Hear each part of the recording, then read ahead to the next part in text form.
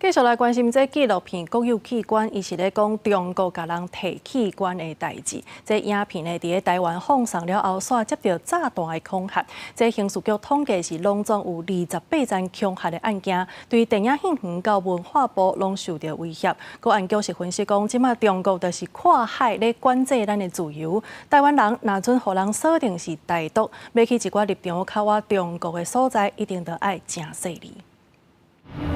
我对面的医生让我去取眼球。纪录片国有器官内面讲到中共的高官把外人的器官，无想到讲伫台湾播映了影城号网军攻击，受到恐吓诱惊，讲有伫咧影城内面放炸弹，被阻止因放纪录片。就连中华关议会甲高雄市议会、文化部拢受害。刑事局有接到28件恐吓案件，以高雄市7件上罪。初步研判，嫌犯成境外跳板的手法来发案。透过14个国家的跳板跳再到我们这边来。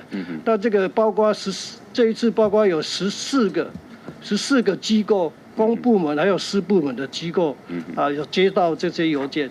国内被恐吓的这样事件是不知道是来自于哪里。目前我们还在厘清。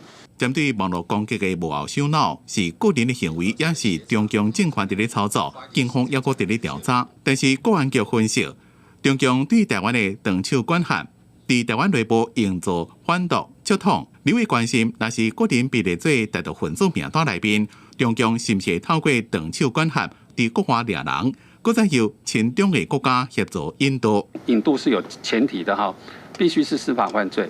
像政治犯他们是不引渡的哈，有在排除条款。当然有些是比较亲中国家哈，这个是比较有风险性的。我们在海外的我国的公民有没有被猎狐专项行动或者相关的海外公安部进行监控过？我们知道就是目前我们掌握是有这种现象。李伟问讲，中共是毋是有伫台湾监控个人？